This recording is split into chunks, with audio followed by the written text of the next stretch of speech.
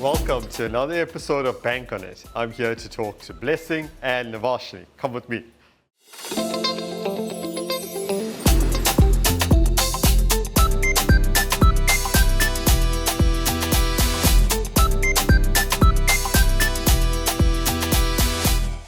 Welcome to another episode of Bank on It, and I'm here with Navashnee and Blessing. Thank you so much for being with me. Thanks for having us, Kaushik. So I'm keen to get stuck straight into it. Tell me about all the cool stuff that you're busy with at Capitec, Navashnee. So focus very much on our client. Part of my portfolio is around understanding how clients behave, understanding the science behind their behavior, and then designing products and services that our clients need. But product and services not just from what we need to launch into market, but products and services that are going to make a significant difference in the lives of our clients, and fueled and powered by insights from them. Yeah. I don't even want to ask you, Blessing, what do you do? Navashnee's covered all of that, but it's incredibly fascinating. Yeah. So I think maybe just to add, it's actually quite an exciting time, I think, for us as a bank. I'm looking back the last 3 years, some of the things we've been able to bring into market. And what excites me the most is we're not just bringing products that are traditionally just bank products. We're really anchoring on beyond banking. So some of the things we've done recently is create a telco product for our clients. So they have Capitec Connect, and now they're able to actually get airtime and data from a Capitec provisions. We also have the ability to give them that access in our branches, so they're able to go to our branches and get access to those services. We have a rewards platform we've created for from our clients as well, so they're able to get Capitec Live Better, which allows them to get rewards as they transact. They don't even have to think about it, they just set it up and it works. But in my day-to-day, what we do is build some of those products across our ecosystem for personal banking clients. And that keeps us very, very busy and very engaged. And our clients tell us now and again that they need more, so we never stop. I hear you. And after Blessing builds them and launches them into market, part of my portfolio goes in and the team goes in and we actually measure. So we get the insights, the measurements after that product goes into market, and we send it back into Blessing's world so that they can always iterate on that. So always listening to our client, putting our clients' voices at the forefront. So, I mean, I love that you use the word iterative because it's very collaborative, and you've created this very successful feedback loop that you engineer and constantly goes through. I suppose the burning question I have is you have millions of clients. That's millions or hundreds of millions of voices. Yes. Everyone has opinions on stuff. I love having opinions on products I've never built because I'm like, please add this. And if only you knew, you'll ask me this. How do you actually distill all of that down, figure out, okay, this is important, this is urgent, this is impactful, this is a nice to have, we're gonna just disregard this view? Yeah. So we do have millions of data points, and the data points come from various measurement tools that we use. Social media, we look at complaints data, we look at what clients are actually saying in our branches, what our staff are saying, and then we look at, between Blessing and me, we've put together what we called a health model across our products and services. So we have around 24 different data points, and from there it actually gives us themes. And it says, okay, maybe 60% of complaints for this month or unhappiness or sentiment reduction is coming from a specific area. And for the first time in the last 6 months, we have a diagnostic tool. Okay. And that diagnostic tool then gets the product owners to actually focus on what the points places that they need to go and fix. Where previously, if you're looking at millions of data points, it's going to give you high level. It's going to say, okay, they're upset with payments, or one of the areas. Now we go, what about that is not working? And it's very, very powerful. And Blessing will give us some of the stats now on how we've increased the sentiment through using the product health tool, and then how the product owners and developers take that into the everyday work. So I think I just want to say that listening to clients is not a month-on-month thing for us. It's an everyday thing. It's what drives our business, and it's embedded in how we actually do anything at Capitec. Yeah. And I think I'll pick up on that. I think the word that I enjoy using there is embedded. And I think it actually is inspired by our values. I think from a founding member perspective, the story goes that Capitec founding members walked the streets.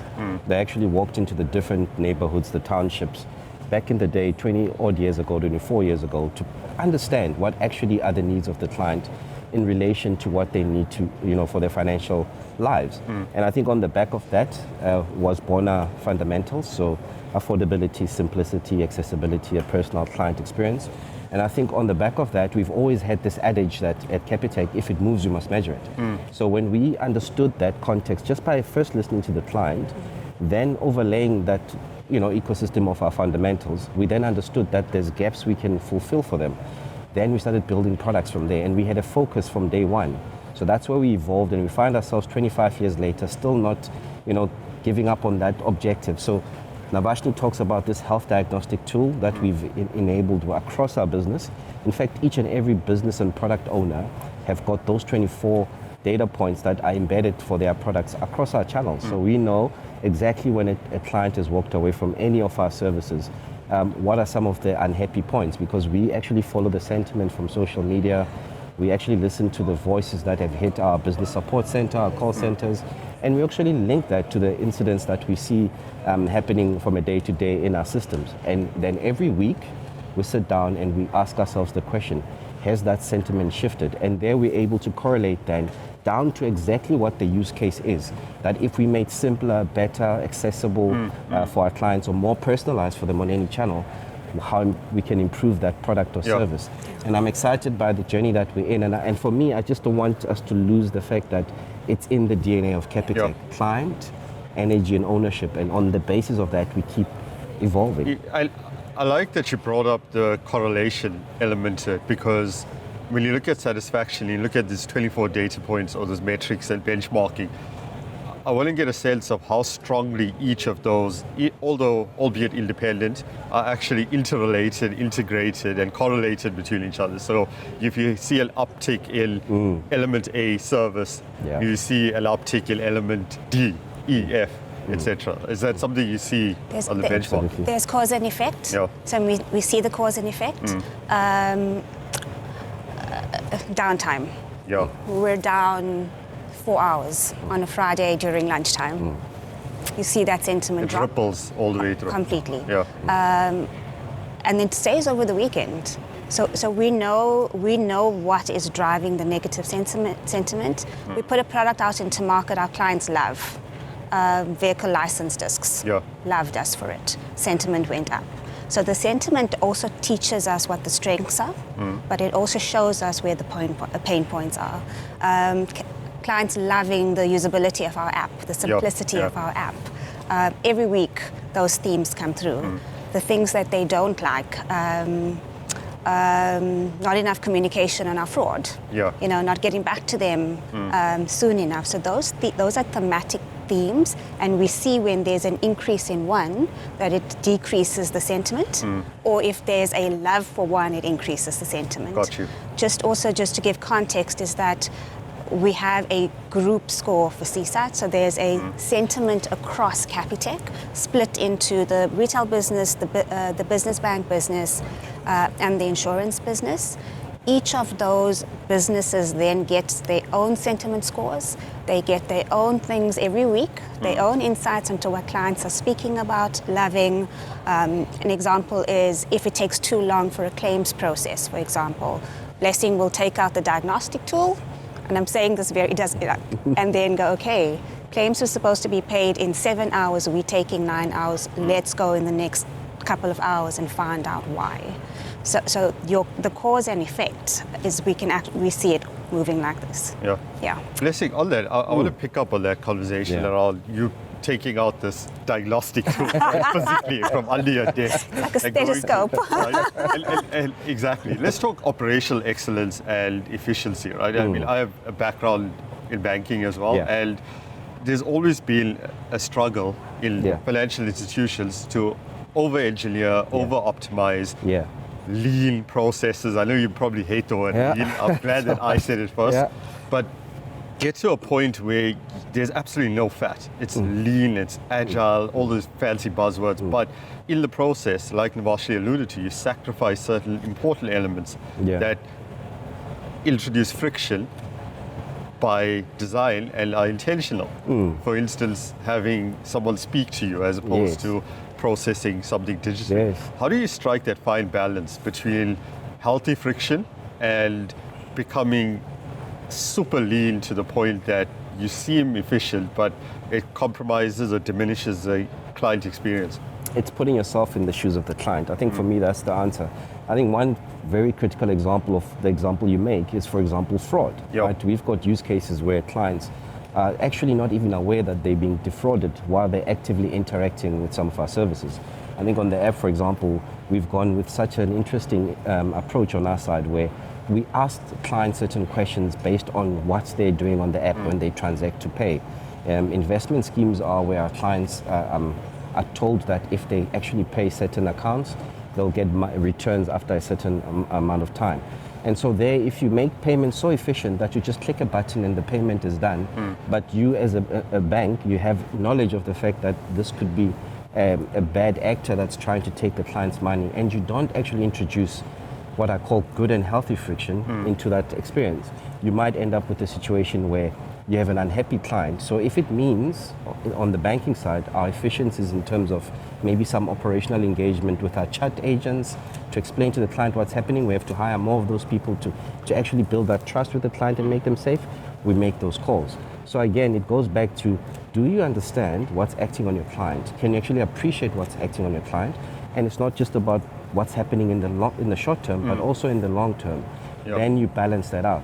So I agree. I think it goes back to fully appreciating in context to what's acting on your client, that client experience, and then making calls that actually come back and satisfy that client need.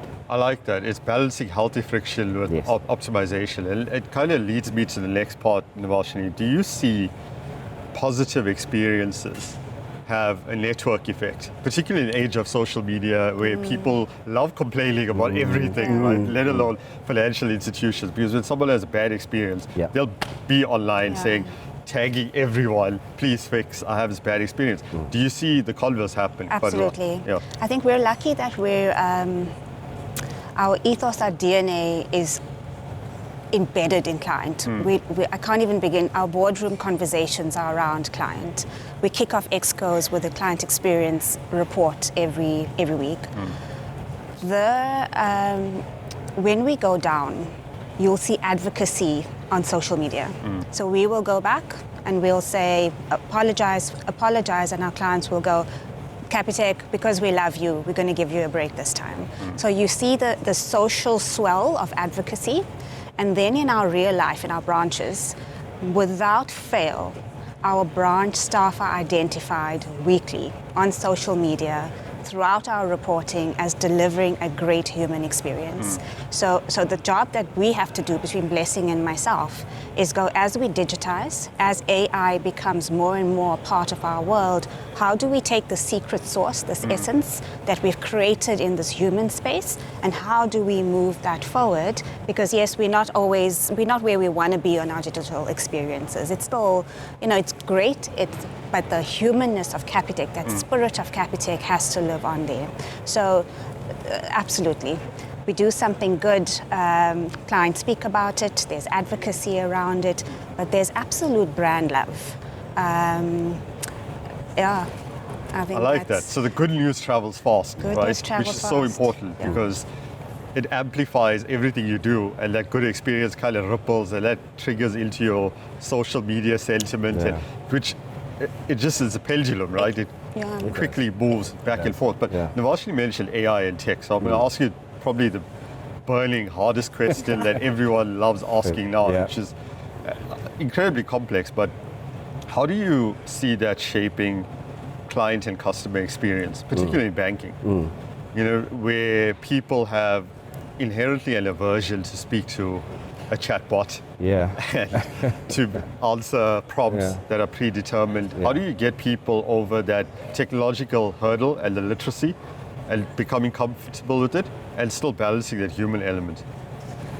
I think one of the things I've often said is what we shouldn't lose in the world of AI is the reality that ultimately even AI needs to exist for the client need. And I think I'm saying what I've been saying because that consistently really drives how we approach the transformation onto AI. It's a powerful tool. I think it can really change our lives. And one of the things we do from an approach point of view within Capitec is we look at where there's actual frustration specifically today, even with our internal staff in terms of their day-to-day. Then you take that and you look at our service consultants and agents and say what's frustrating them with our systems. How can we lift that frustration and simplify it using AI interventions? And once you start doing that, where there's a burning need, there's an ease of adoption. Think about COVID, right? There was a burning need to bank and no one could go to a physical branch. What happened? People actually adopted digital channels and they became more and more comfortable. But it was because there was a real need and a real frustration. So I've got this view in my side that if we focus on actually lifting those experiences and simplifying them using AI, then there'll be this meeting of adoption and efficiency.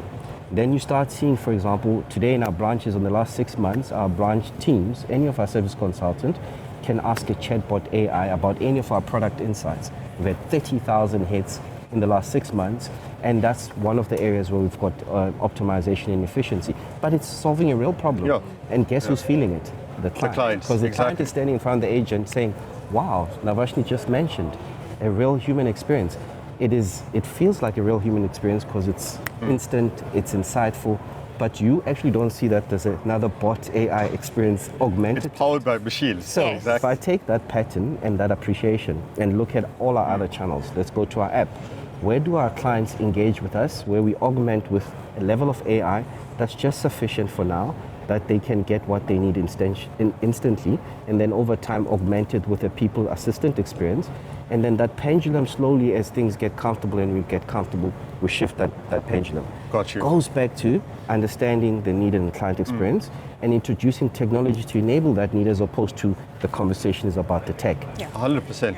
So Navashnee, I want to close off by asking you about all the cool stuff you have in your pipeline. Oh, wow. I know you constantly... Are we allowed to say? all the stuff that you can say. All the stuff that you can. All the stuff you can't say, you can tell me off camera. So, but like the cool stuff you have on the client experience side. So product stuff, I don't think I can really... I don't think I can talk about new product, but I can talk about strategic levers that we are looking at. So if we're looking at, and we spoke about the bad beneficiary, we spoke about the positive friction. Behavioral science, how we adopt that into technology. We're creating Capitec-specific behavioral science methodologies. We're working with behavioral scientists across the world. We're bringing that to start helping in where do we pause friction, how do we speak to a client, how do we simplify language, because as we move into this digital age, 19 million clients using our app and our digital channels, I'm not going to always be able to have this conversation. So there's a range of behaviors that we're now wanting to start using behavioral science principles to help us embed in our digital channels so that we can make it easier for our clients, but also our language needs to evolve. Our terms and conditions needs to evolve. So all of these things are in a bucket of behavioral science. Then we're looking at, from a UX capability, how do we use AI to start driving better flows in digital channels? How do we start using behavioral analytics? So when I speak about analytics, the deployment of analytical tools that can tell us real time where clients are rage clicking, where they're having issues with, where do we start changing language because there's a language barrier. So those are just some of the strategies that we're starting to look at that's going to help take this app that clients already love, but help make it almost more relatable, more human, able to understand what we're trying to sell. Because if you're trying to sell a very complex credit product on a digital channel, there's going to be barriers in terms of understanding, you know.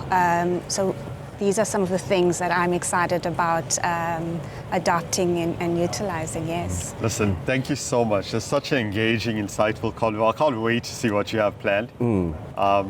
I mean, there's watching so the much. space. Yeah, I think Navashnee has covered a lot of it, but I think at the center of it is how do we continue to create value for the Capitec client across what we enable in the business, across our insurance business, across our business bank business and personal banking. And then what brings it together is that amazing strategic initiatives world where we've got our telco, our value-added services, value offering, we've got our rewards platform. And I think we touched on it even, Gerrie touched on it at the AGM as well, is how do we create that world where our clients can feel the Capitec service across the business. And that for me is going to be exciting. I think the founders will say to you that they knew the clients well, they walked the streets. There's integrity, there's respect for the fellow human being, and there's a respect for our staff. And whatever we do, we base it on that. That's right. That you respect the client. Brilliant. So Navashnee, blessing. Thank you so much for engaging conversation. Thank you. And can't wait to see what you have in store for us. Thank you. Thank you so Thanks. much. Thanks for having us.